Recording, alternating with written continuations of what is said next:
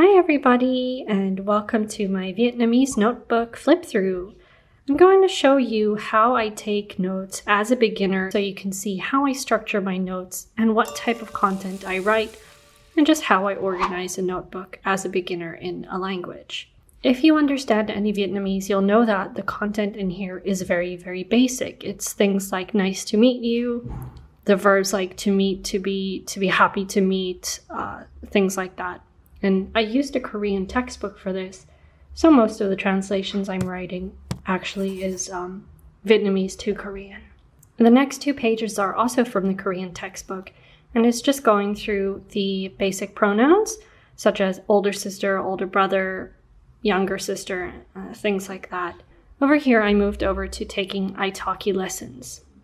I was really a total beginner when I started my lessons, and I could only say things like nice to meet you, which I've learned here, and introduce myself and say where I'm from. I think I actually took these notes after my lesson, so it was very applicable to my situation. For example, thiết kế web is to design a website. Đọc sách is to read books. So all of these things that I'm interested in and that we talked about personally, I would then write in this notebook after my lesson. There's no real structure here except that blue is for Vietnamese and pink is for translation. It's a lot faster for me to write in Korean because it takes up less space than English letters. So many of my translations are in Korean. For a language that's very difficult in terms of tones, like Vietnamese, I had to indicate even more to myself that these are rising tones.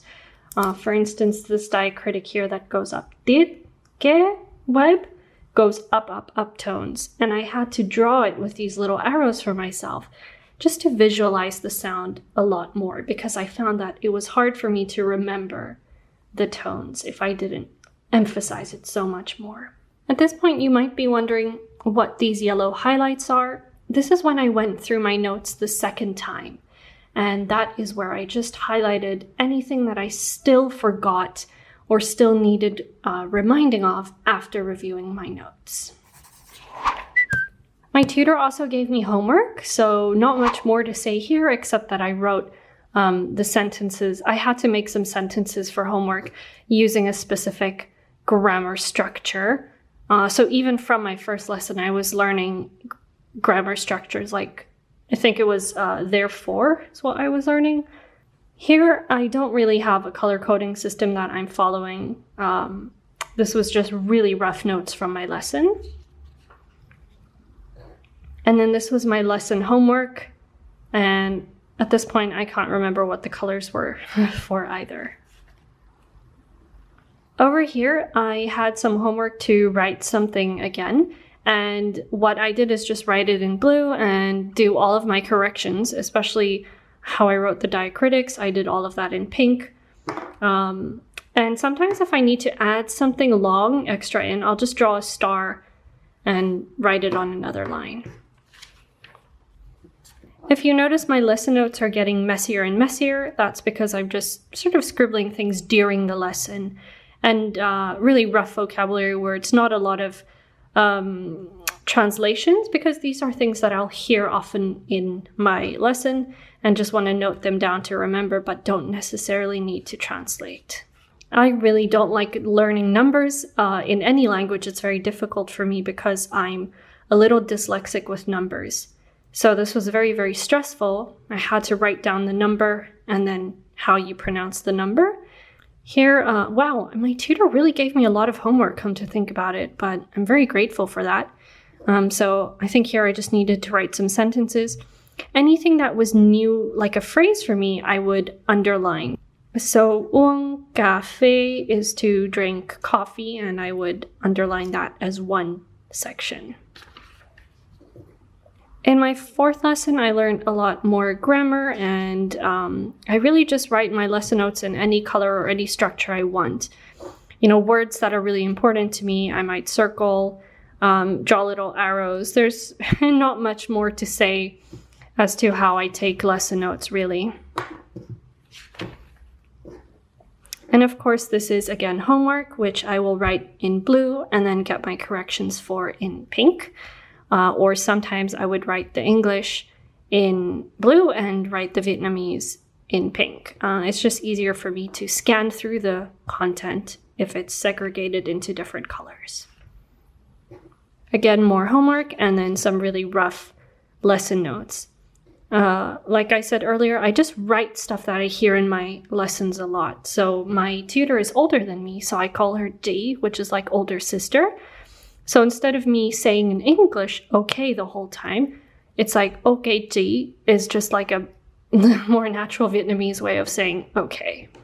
The more respectful, I mean, to someone older than me. And here is more homework.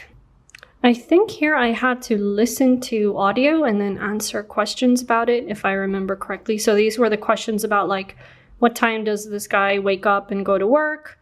So this was the questions, and these are the answers I wrote to the questions, and then my corrections are in black. No idea what this is. Oh, some grammar, like how to continue something.